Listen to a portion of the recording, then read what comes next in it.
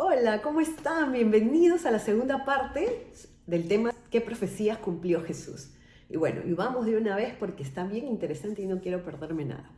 Bueno, si analizamos, como veíamos la semana pasada, ¿quién más podría ser el Mesías aparte de Jesús? ¿Quién más cumple todas las profecías relatadas en el Antiguo Testamento? Pues nadie, ¿no? Solamente Jesús.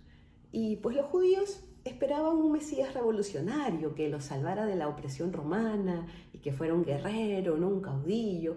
Pero realmente Jesús vino a salvarlos como un guerrero, como un caudillo, pero de la opresión del pecado, ¿no? Una libertad muchísimo más grande, porque era la libertad del alma, ¿no? Entonces ellos pues quizás estaban como que un poquito decepcionados por ese Mesías, que algunos no lo reconocieron, ¿no?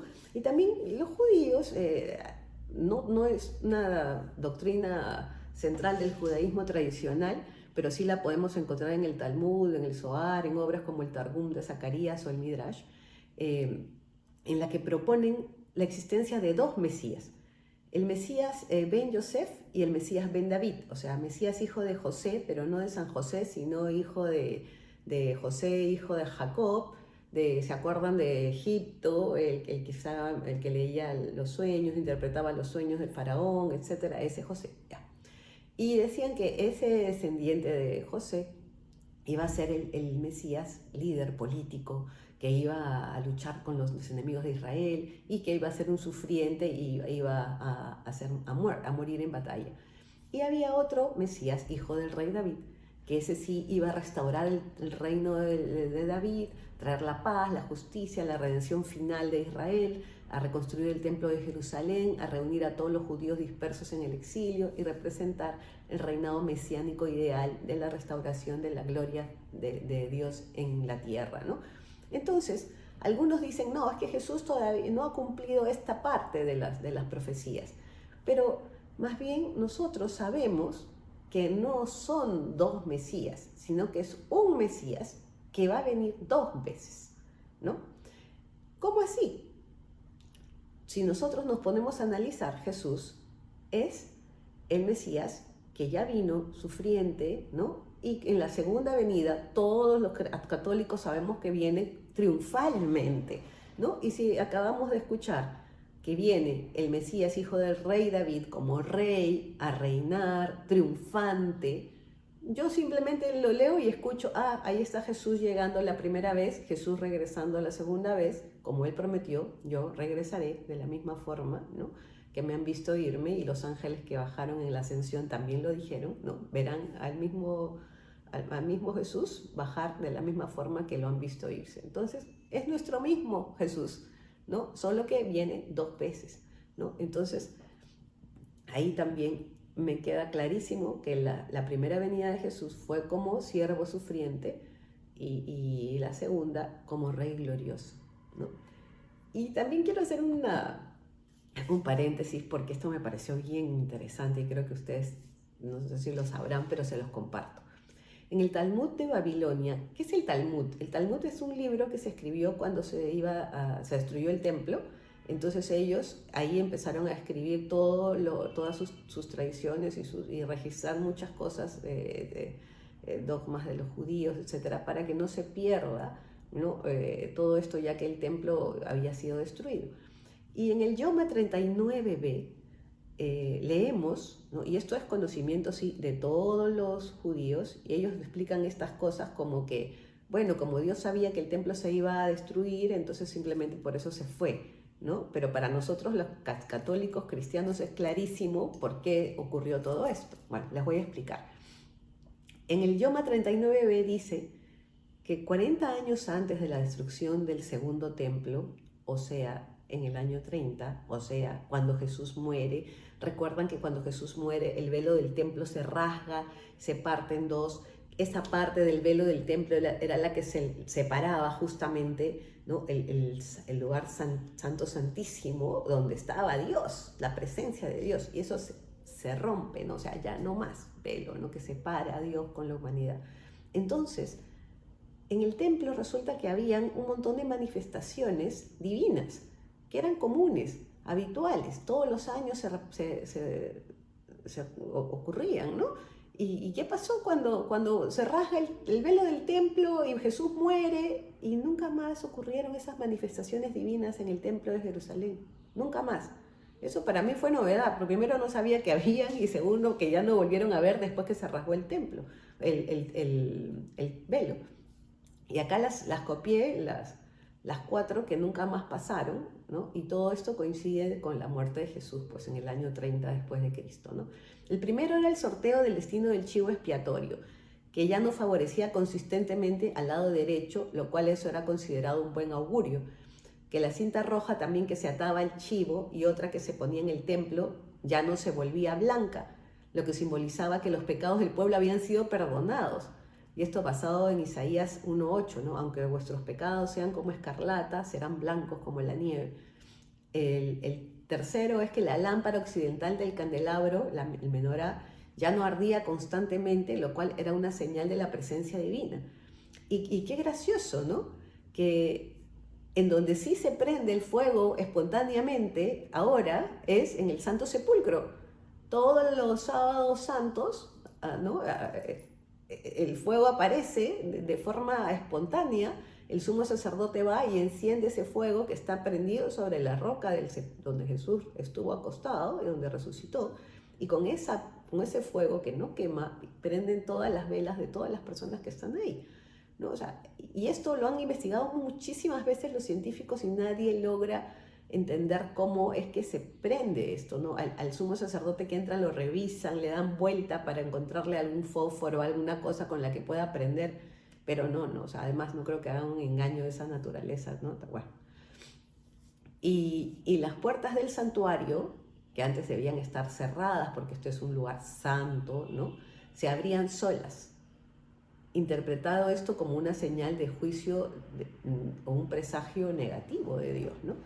Y todo esto ocurría antes, no ocurría antes y empezó a pasar a partir de la muerte de Jesús, ¿no? Entonces para nosotros es clarísimo, o sea, Jesús ya, en el templo de Dios ya no era ese templo, ¿no? Ahora era el templo, pues, Jesús, ¿no? Y cada uno de nosotros. Y todo esto pues se da en el año 30 después de Cristo, cuando muere Jesús. Bueno, y también veamos la emoción y la alegría con la que los discípulos reconocieron al Mesías en Jesús, ¿no? Cuando está Andrés, que había sido discípulo de Juan Bautista, ¿no? Y Juan señala a Jesús como el Cordero de Dios, entonces Andrés sigue al maestro, ¿no? Y se lo presenta a su hermano, ¿no? Y le dice, Simón Pedro, ¿no? Hemos encontrado al Mesías, ¿no? Esa emoción, esa alegría, ¿no? Y Jesús le dice, y yo te digo, tú eres Simón, el hijo de Juan, tú te llamarás Cefas, ¿no? Que quiere decir piedra, y ahí le cambia el nombre, ¿no?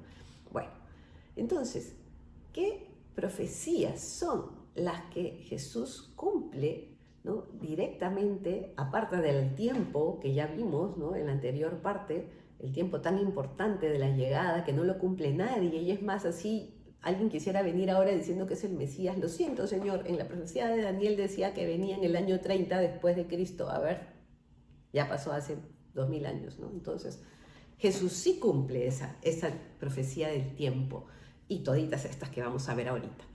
Entonces, él iba a tener un precursor. Su precursor preparará su camino. Y leemos la profecía de Isaías 43. Una voz proclama en el desierto, preparad el camino de Yahvé. Malaquías 4:5. He aquí, yo envío al profeta Elías antes de que venga el día de Yahvé grande y temible. Y se dan cumplimiento en las siguientes partes. En Mateo 11:10-11 podemos leer: este es aquel de quien está escrito, palabras de Jesús.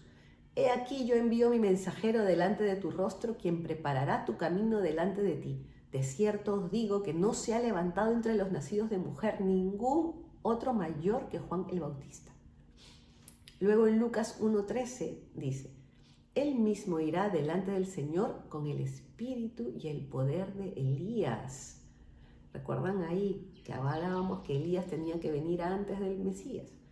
Luego en Mateo 17:11-13, les digo que Elías ya vino otra vez Jesús hablando, y no lo reconocieron, sino que hicieron con él todo lo que quisieron. Esto es cuando los judíos, algunos fariseos le decían a Jesús, ay, pero no dicen que primero tenía que venir Elías y después venir el Mesías, como diciendo, no, o sea, tú eres un farsante, ¿no? Porque Elías todavía no llega, ¿no? Y Jesús les dice, no, o sea, yo les digo que Elías ya vino, ¿no? Y no lo reconocieron y que lo mataron, o sea, se refiere a Juan Bautista. Ahora, y están diciendo aquí en Lucas 1:13 que él mismo, o sea, Juan Bautista, irá delante del Señor, ¿no? Con el espíritu y el poder de Elías, ¿no? O sea, y por último, en Juan 1:23 escuchamos al mismo Juan Bautista diciendo, yo soy la voz que proclama en el desierto, enderecen el camino del Señor, como dijo el profeta Isaías. O sea, él mismo reconoce que es el precursor anunciado en Isaías 43, que fue lo primero que leímos, ¿no? Qué bonito cómo se van cumpliendo todas las profecías. Entonces, ¿qué otra profecía cumple Jesús? Que tenía que ser nacido de mujer, ¿no? Y leemos en Génesis 3:15, y pondré enemistad entre ti y la mujer, entre tu descendencia y su descendencia. Esta te herirá en la cabeza y tú le herirás en el talón. Y lo vemos cumplirse en Gálatas 4:4, por ejemplo.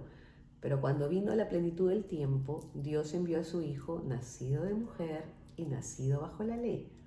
En la primera de Juan 3:8 leemos, el que practica el pecado es el del diablo, porque el diablo peca desde el principio. Para esto apareció el Hijo de Dios, para deshacer las obras del diablo, ¿no? Entonces, también tenemos que era nacido de una virgen, ¿no? Esto sí es conocida por todo el mundo, pero igual la vamos a leer porque es muy importante.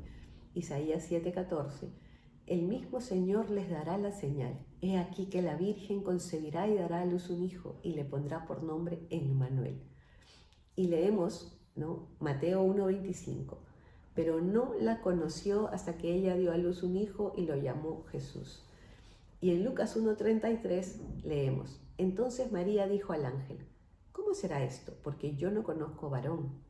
Y el ángel respondió, el Espíritu Santo vendrá sobre ti y el poder del Altísimo te cubrirá con su sombra, por lo cual también el santo ser que nacerá será llamado Hijo de Dios. Pues todos sabemos que la Virgen María fue virgen antes del parto, aquí está, durante y después, ¿no? No es que, ay, después ya sí estuvo con San José, no, siempre fue una virgen. Y ni siquiera es tan extraño pensar en esto, porque en las épocas de ellos hacían votos, así como ahora también, ¿no? Votos de pureza. Había un grupo que se llamaba esenios, que ellos no tenían contacto sexual entre parejas por años, por meses, hacían votos hasta de por vida, o sea que no era nada extraño eso, ¿no? Ahora en nuestras épocas que todo es, ay, ¿cómo no va a tener relaciones? Ay, qué horror, ay, o sea, antes la gente se controlaba un poco más que ahora, ¿no? Bueno, otra profecía que nació en Belén de Judea. La profecía en Miqueas 5:2. Pero tú, Belén Éfrata, aunque eres la más pequeña entre todos los pueblos de Judá, tú me darás a aquel que debe gobernar a Israel. Su origen se pierde en el pasado, en épocas antiguas. En Lucas 2 podemos leer el cumplimiento, ¿no? José y María se dirigen a Belén para empadronarse. María da a luz a Jesús en un pesebre porque no hay lugar para ellos en el mesón. También los reyes magos estaban profetizados, ¿no? Si leemos en Isaías 60:3-6, una multitud de camellos te cubrirá, dromedarios de Madián y de Efa, todos ellos vendrán de Seor. Traerán oro e incienso y proclamarán las alabanzas de Yahvé. En los Salmos 72:10 leemos, los reyes de Tarsis y de las costas traerán presentes, los reyes de Sabá y de Seba ofrecerán dones, ¿no? Y hasta dicen qué es lo que le van a regalar al niño, ¿no? O sea, lo único que le faltó fue la mirra. Y en Mateo 2:1 vemos que Jesús nació en Belén de Judea en días del rey Herodes. Y he aquí que unos magos vinieron del oriente a Jerusalén. En Mateo 2:11 leemos, cuando entraron en la casa vieron al niño con María su madre y postrándose le adoraron. Entonces abrieron sus tesoros y le ofrecieron presentes de oro, incienso y mirra. No puede ser tanta coincidencia, pues, ¿no? también está la masacre de los inocentes, ¿no? En Jeremías 31:15 leemos: voz que fue oída en Ramá, lamento y llanto amargo. Raquel lloraba por sus hijos y no quería ser consolada por sus hijos porque perecieron. Qué duro, ¿no? Qué triste esto, ¿no? No puedo imaginar ver morir a tantas criaturas inocentes, ¿no? Y en Mateo 2:16 leemos: entonces Herodes, al verse burlado por los magos, se enojó sobremanera y mandó matar a todos los niños varones en Belén y en todos sus alrededores, de 2 años de edad para abajo, conforme al tiempo que había averiguado de los magos. Ay, sin comentarios. Y también otra profecía es que Jesús iba a ser descendiente de David. En la primera de Crónicas 17, 11, 13 podemos leer: sucederá que cuando se cumplan tus días para que vayas a estar con tus padres, yo levantaré después de ti a un descendiente tuyo, que será uno de tus hijos, y afirmaré su reino. Él me edificará una casa, y yo estableceré su trono para siempre. Y vemos, ¿no?, que Jesús, pues precisamente, es descendiente del rey David, tanto por el lado de San José como por el lado de la Virgen María, ¿no? En Mateo vemos la línea de descendencia a través de San José. Y Lucas nos muestra la línea de ascendencia materna hasta el rey David por el hijo, no de Salomón, sino el hijo de David, Natán, ¿no? Hijo del matrimonio oficial del rey David, ¿no? Su primer matrimonio. Entonces, en Apocalipsis 22:16, incluso Jesús mismo se presenta diciendo: yo, Jesús, he enviado a mi ángel para darles testimonio de estas cosas para las iglesias. Yo soy la raíz y el linaje de David. Claro, la estrella resplandeciente de la mañana, ¿no? Qué lindo Jesucito cómo se presenta así, ¿no? Y finalmente iba a ser hijo de Dios. En la primera de Crónicas 17:13 que acabamos de leer, esta lectura termina con: yo seré para él padre y él será para mí hijo. Y está hablando Dios, ¿no? Entonces en Lucas 22:70 nos muestra justamente la parte del juicio de Jesús, cuando le preguntan: entonces, ¿eres tú hijo de Dios? Y él les dijo: ustedes lo dicen, yo soy, ¿no? Y en Lucas 9:35 también podemos ver: este es mi hijo el escogido, escúchenlo, en el momento de la transfiguración, ¿no? Entonces así podemos nosotros ver un poco de las primeras profecías, ¿no?, de Jesús, cumpliendo todas las profecías anunciadas para ser un Mesías. Los espero la próxima semana para continuar con estas profecías y estoy segura que les va a gustar bastante. ¡Chao!